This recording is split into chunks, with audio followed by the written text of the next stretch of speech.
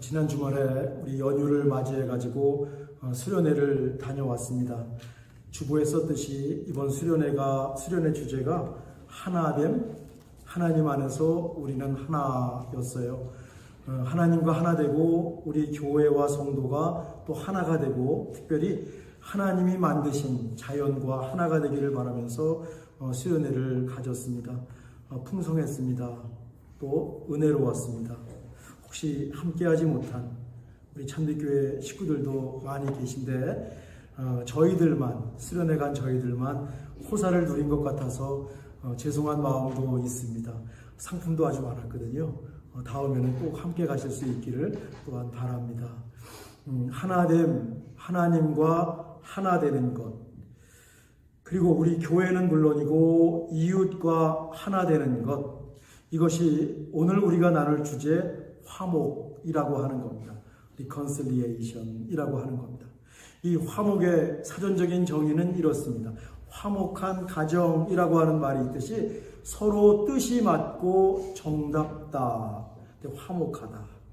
또 화해라고 하는 말도 있는데 싸움하던 것을 멈추고 서로 가지고 있던 안 좋은 감정을 풀어 없애는 것을 화해라고 합니다. 사실 뜻이 맞지 않으면 불편하죠. 심하면 싸우고 갈라집니다. 불화가 있죠. 요즘 세상이 딱 그런 것 같습니다. 미국이 많이 갈라져 있습니다. 한국도 만만치 않게 그 조그만 나라가 갈라져 있는 것 같습니다. 정말 화목한 세상이 되고 나라가 된다면 얼마나 좋을까요?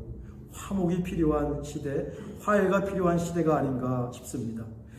이 화목 또는 이 화해에 대한 헬라어는 조금 복잡한데요.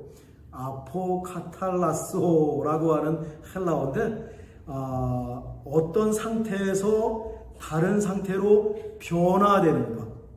저 아포카탈라소라고 하는 단어 속에는 change, 변화라고 하는 그 의미가 딱 들어 있습니다. 그러니까 화목 또는 화해는 서로 싸우고 갈등하고 나뉘어진 상태에서 싸우던 것을 멈추고 서로 안 좋았던 감정을 풀어내고 다시 뜻이 맞고 평화로운 상태로 변화되는 것을 화목이라고 하고 화해라고 하는 겁니다. 그러니까 성경에서 말하는 화목 또는 화해는요, 그냥 정적인 상태가 아니라 변화가 이루어지는 역동적인 개념인 것을 알 수 있습니다. 화목에 대해서 공부하는 오늘은 우리 몸과 마음의 평안, 세상의 평화를 구하면서 말씀을 나누고 싶습니다. 십자가에 대한 말씀을 나누면서 우리의 이해를 도와주는 도비안의 가족 이야기로 돌아가겠습니다.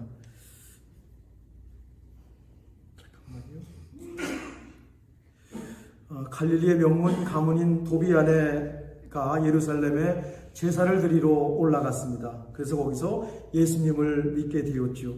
다시는 양을 데리고 예루살렘에 올라가지 않아도 됩니다. 예수님께서 십자가의 죽으심으로 예루살렘에서의 제사가 필요가 없어졌습니다. 이 놀라운 은혜의 복음을 듣고 도비안의 가족은 예수님을 믿게 되었습니다. 갈릴리로 돌아온 도비안의 가족은 집을 교회로 개방해서 열심히 예수님을 믿었습니다. 그런데 시간이 흐르면서 사람들이 나사렛 예수를 믿는다고, 그것도 죄인들이 저주받은 사람이 죽은 그 십자가에 죽은 그 예수님을 믿는다고 따돌리기 시작했습니다. 친척들도 친지들도 도비아네를 피하기 시작했습니다. 거래처도 이렇습니다. 로마 관리들이 감시를 시작합니다. 이게 쉽게 넘어갈 일이 아닙니다. 쉽게 풀어질 일이 아닙니다. 예수님을 믿기 때문에 생긴 어려움이었습니다. 그때 소아시아 지방 에베소에서 옥감 장수 부부가 내려와서 이 도비안의 가족 그 예배에 참석했습니다. 오늘도 우리 교회 예배에 참석하신 분들이 계시는데, 이들도 원래는 예루살렘에 살았는데 예수님을 믿고 어려움이 닥치자 모든 것을 정리하고 에베소로 이민 간 가정이었습니다. 이들은 도비아나 아버지에게 골로새서 두루마리 성경을 선물하고 갔습니다. 도비안의 아버지는 골로새서를 열심히 읽었습니다. 그러다가 예수님께서 십자가에 달리심으로 모든 악한 세력을 이기시고 승리하셨다는 것을 깨달았습니다. 크리스투스 빅토라고 하는 겁니다. 승리의 그리스도, 승리의 십자가라고 하는 겁니다. 예수님께서 도비안의 가족을 위해서, 가족을 대신해서 십자가에 죽으셨다는 속죄의 은혜가 너무 감사했습니다. 그런데 여기에 승리의 십자가가 더해지니까 믿음의 능력이 생겼습니다. 믿음의 날개를 달았습니다. 세상에서 어려움을 당해도, 친구들이 떠나도, 사업이 예전 같지 못해도, 예수 믿는다고 대놓고 조롱하고 핍박하는 사람들이 있어도 상관이 없습니다. 승리의 십자가가 있기 때문입니다. 최후 승리를 믿기 때문입니다. 어려움이 많았던 초대교회에서 승리의 십자가는 그 초대교인들이 신앙을 지키고 세상을 이기는 근거가 바로 승리의 십자가였다는 말씀을 나눴습니다. 그런데 시간이 지나면서 핍박이 점점 커집니다. 세상에는요, 정말 비겁하고 못된 사람들이 있어요. 도비아내를 업신여깁니다. 처음에는 뒤에서 수근수근 대더니 이제는 대놓고 조롱하고 있습니다. 도비아내가 잘 될 때는 꼼짝도 못했던 사람들이에요. 와서 아부하고 도움을 청하고 돈을 꺼달라고 했던 사람들인데 손바닥 뒤집듯이 변했습니다. 씁쓸한 현실이죠. 잘 될 때는 그렇게 아부하더니 안 좋아지니까 사람들이 그렇게 조롱을 하고 더 많이 욕을 하고 비난을 합니다. 괜찮아요. 승리의 십자가가 있으니까요. 그런데 아들 도비아가 걱정입니다. 이 사춘기에 있는 아들 도비아가 걱정입니다. 결국 도비아의 가족도 에베소 옷감 장수처럼 정든 고향을 떠나기로 결정을 합니다. 이민을 결정하는 겁니다. 옷감 장사 아들이 살고 있다는 국제적인 도시 안디옥을 새로운 정착지로 정했습니다. 재산을 정리했습니다. 은행에 있는 돈을 다 인출했습니다. 사업하면서 꿔준 돈을 다 수금했습니다. 하지만 도비아 아버지는 가난한 사람들에게 꿔줬던 돈은 돌려받지 않았습니다. 도비아의 아버지는 이런 사람입니다. 그 큰 집을 교회로 제공했거든요. 그 집도 그만두고 교회가 사용하도록 내주고 이민을 떠납니다. 그렇게 신앙의 자유를 찾아서 안디옥으로 이민을 떠났습니다. 안디옥에 가보니까 갈릴리하고는 비교할 수 없는 정말 대도시입니다. 당시 안디옥은요, 아프리카 북부에 있던 알렉산드리아, 로마와 함께 로마 제국 3대 도시였습니다. 동방의 보석이라고 불리던 도시였습니다. 안디옥에는 아주 큰 교회가 있었습니다. 아프리카에서 온 기독교인들은 물론이고 예루살렘에서 온 기독교인들, 소아시아에서 온 기독교인들이 모두 모인 멀티컬처럴 처치, 다문화 교회였습니다. 사도 바울을 선교사로 파송했던 교회입니다. 그 교회에서, 안디옥에 있는 교회에서 크리스찬, 그리스도인 닮은 사람들이라고 해가지고 크리스찬이라고 하는 말을, 그런 호칭을 처음 들었던 전통 있는 교회였습니다. 사도 바울과 바나바를 비롯한 사도들이 세웠던 교회이기 때문에 그냥 다 좋아 보였어요. 근데 사람이 모인 곳에는 어디나 문제가 있습니다. 시간이 지나다 보니까 안디옥 교회도 문제가 있었어요. 유대교에서 기독교로 개종한 사람들은 예수님을 믿어도 할례 받아야 됩니다. 예수님을 믿어도 안식일을 지켜야 됩니다. 예수님을 믿어도 부정한 음식을 먹으면 안 됩니다. 주장하는 겁니다. 구약의 율법을 지켜야 한다는 것입니다. 반면 유대교가 아닌 그냥 이방인이었다가 기독교로 개종한 사람들은 예수님께서 십자가에서 모든 것을 성취하셨고 승리하셨으니 구약의 율법을 지킬 필요가 없다고 주장하는 겁니다. 게다가 이미 예루살렘에 있는 베드로와 예수님의 동생 야고보가 할례 받지 않아도 되고 안식일 지키도 않아야 된다는 스테이트먼트 확인해 주었습니다. 하루는 이 두 그룹이 교회에서 아주 크게 부딪혔습니다. 큰 소리가 났습니다. 교회가 크다 보니까 서로 개인적으로 모릅니다. 그러니까 싸울 때는 남남처럼 치고받고 싸우는 겁니다. 교회가 너무 시끌시끌해요. 안디옥 교회에 문제가 생겼다는 소문도 퍼져나가기 시작했습니다. 도비안의 가정도 안절부절입니다. 이거 신앙생활 잘 하려고 모든 것 버리고 여기까지 왔는데 이게 무슨 날벼락입니까? 도비안의 가족이 불화에 관여하지는 않았지만 너무너무 속이 상했습니다. 이것이 아닌데 이렇게 되라고 교회가 세워진 것은 아닐 텐데 무엇보다 예수님이 보시면 얼마나 속이 상하실까. 예수님은 자기 목숨을 바쳐서 핏값으로 교회를 세우셨는데 교회의 머리가 되시고 교회의 몸이 되시는데 도비안의 아버지가 골로새서 두루마리를 꺼내서 다시 읽기 시작합니다. 힘들 때는요, 말씀을 읽고 묵상하는 것이 최고입니다. 두루마리를 펼치자마자 사도 바울의 귀한 교훈이 나왔습니다. 우리가 오늘 읽은 골로새서 1장 20절과 23절입니다. 도비안의 아버지는 여기서 앞으로 나가지 못하고 또 읽고 수십 번을 읽었습니다. 읽으면 읽을수록 예수님의 은혜가 너무 깊습니다. 너무 큽니다. 너무 감사하고 귀해서 눈물이 주르륵 흐릅니다. 말씀이 그냥 맛이 있고 그냥 말씀이 달았습니다. 큰 위로가 되었습니다. 교회는 엉망진창이라 할지라도 이 말씀을 읽는 그 순간 도비안의 아버지 마음속에 평안, 화평이 임했던 것입니다. 우리도 한번 읽겠습니다. 20절입니다. 같이 읽으실까요? 그의 십자가의 피로 화평을 이루사 만물 곧 땅에 있는 것들이나 하늘에 있는 것들이 그들로 말미암아 자기와 화목하게 되기를 기뻐하심이라.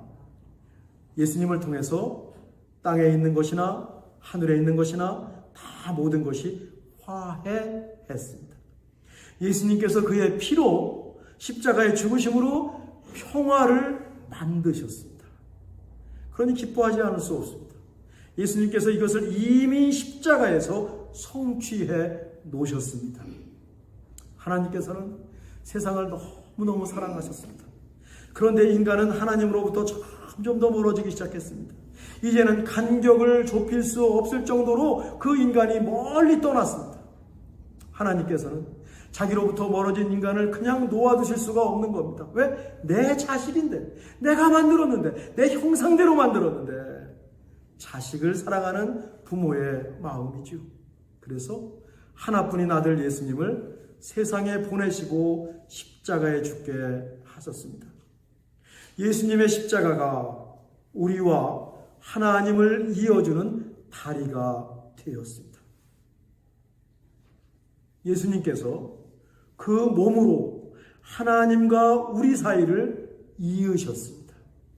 십자가를 통해서 하나님께 갈 수 있습니다. 하나님과 우리가 드디어 하나가 되었습니다. 이것이 화목, 화해라고 하는 것입니다. 제물도 필요 없습니다. 할례도 필요 없습니다. 십자가에 죽으신 예수님을 마음에 영접하고 믿고 의지하면 됩니다. 예수님께서 해 놓으셨습니다. 그 은혜에 참여하면 됩니다. 21절과 21절은 제가 읽습니다. 전에 악한 행실로 멀리 떠나 마음으로 원수가 되었던 너희를 이제는 그의 육체의 죽음으로 말미암아 화목하게 하사 너희를 거룩하고 흠없고 책망할 것이 없는 자로 그 앞에 세우고자 하셨으니 전에는 악한 행실로 하나님으로부터 멀리 떠나 있었습니다. 오죽했으면 마음으로 하나님과 원수가 되었다라고 말을 할까요? 하나님을 무시합니다. 하나님 계시지 않다고 비난합니다. 하나님 믿어도 소용없다고 얘기하고 다닙니다. 하나님과 원수지간처럼 지냈습니다. 그런데 이제는 예수님의 육체의 죽음으로 말미암아 화목하게 하사 예수님의 십자가가 하나님과 우리를 이어주었습니다. 화해의 십자가, 화목의 십자가입니다. 그래서 우리가 어떻게 변했습니까? 너희를 거룩하고 흠없고 책망할 것이 없는 자로 그 앞에 세우고자 하셨으니 하나님 앞에 서기에 부족함이 없는 거룩하고 흠없고 책망할 것이 없는 자로 변화시켜 주셨습니다. 우리는 우리 자신을 너무너무 잘 압니다. 거룩하고 흠없고 책망할 것이 없는 자, 칭찬을 들을 정도가 아닙니다. 이런 말씀이 앞에 있으면 쥐구멍이 어디 있을까? 쥐구멍을 찾기에 바쁩니다. 그런데 내 힘이 아니라 십자가의 은혜로 거룩하고 흠없고 책망할 것이 없는 자로 하나님 앞에 설 수 있게 되었다라는 것입니다. 예수님께서 우리를 이 정도로 만들어 주시기 위해서 십자가에 달려 죽으신 겁니다. 십자가에 죽으셔야 이 정도로 우리를 만드실 수가 있었던 겁니다. 그러면 어떻게 살아야 될까요? 마지막 23절인데 우리 한번 읽어볼까요? 만일 너희가 믿음에 거하고 더위에 굳게 서서 너희 들은 바 복음의 소망에서 흔들리지 아니하면 그리하리라. 견고한 믿음이 중요합니다. 굳게 서 있어야 합니다. 소망을 잃지 말아야 합니다. 한 가지가 빠졌네요. 이것을 사랑으로 이루는 것입니다. 이 말씀을 읽는 도비야 아버지의 마음에 은혜가 임한 겁니다. 십자가의 은혜가 너무 감사했습니다. 예수님의 십자가, 특히 화목의 십자가, 그 은혜를 매일 저녁 세 식구가 둘러앉아서 나눴습니다. 교회는 시끌시끌하지만 세상은 혼란스럽지만 도비안의 가정에 평화가 임했습니다. 마음에 뭉친 것이 없습니다. 걸리는 것이 없습니다. 이게 평화입니다. 편했습니다. 그냥 감사했습니다. 평안했습니다. 이것이 화목입니다. 이것이 화해입니다. 그래도 교회가 마음에 걸리는 거예요. 외지에서 온 도비아내가 말한다고 들을 사람 없습니다. 대신 이 세 식구가 교회를 위해서 간절히 기도하기 시작합니다. 눈물로 기도합니다. 예수님께서 십자가의 죽으심으로 하나님과 화목하게 하셨는데, 평화를 만들어 주셨는데 교회가 거꾸로 가니 예수님을 다시 십자가에 못 박는 일이 교회에서 일어나고 있습니다. 교회를 대신해서 회개했습니다. 십자가의 은혜, 특히 화목의 은혜와 능력이 교회에 임하기를 날마다 세 식구가 기도했습니다. 이제는 그의 육체의 죽음으로 말미암아 화목하게 하사. 예수님의 십자가는 화목입니다. 화해입니다. 평화입니다. 화목의 십자가를 통해서 하나님께 달려갈 수 있습니다. 수련회에서 배웠듯이 우린 화목의 십자가를 통해서 하나님과 우리가 하나가 될 수 있습니다. 페리코레시스, 디바인 댄싱. 이 화목의 십자가를 통해서, 화해의 십자가를 통해서 삼위 하나님의 춤에 우리가 참여할 수 있습니다. 삼위 하나님이 디바인 댄싱 하듯이 우리가 서로 화목하고 화해할 때 우리도 서로 댄싱 하면서 하나님을 찬양하고 이 세상을 살아갈 수가 있습니다. 이것이 속죄 승리에 이은 십자가의 세 번째 의미, 화목입니다. 이렇게 우리는 화목의 은혜를 누립니다. 기쁨을 누립니다. 하나님과 하나 되는 신비를 경험합니다. 그런데 도비안의 가족이 그랬듯이 우리 마음이 편치 않습니다. 우리가 사는 세상이 너무 갈라졌습니다. 전쟁이 끊이지 않습니다. 마음이 편치 않은 정도가 아니라 정말 안타깝습니다. 예수님께서 산상수훈에서 화평케 하는 자는 복이 있나니 저희가 하나님의 아들이라 일컬음을 받을 것이미요 라고 하셨습니다. 화평케 하는 자, 피스메이커 정말 필요합니다. 트러블 메이커, 시비를 걸고 갈등을 불러일으키고 분열을 시키고 요즘 말로 갈라차게 하는 일에 참여하면 이건 안 되는 겁니다. 그러면 뭡니까? 하나님의 자녀가 아니라는 겁니다. 트러블 메이커가 되면 그 사람은 하나님의 자녀가 아니라니까요. 피스메이커가 되었을 때 그 사람이 곧 하나님의 자녀가 될 수 있는 겁니다. 과연 이 시대의 교회가 화평케 하는 일을 하고 있는지요? 과연 이 시대의 그리스도인들이 화평케 하는 자로 세상에 존재하고 있는지요?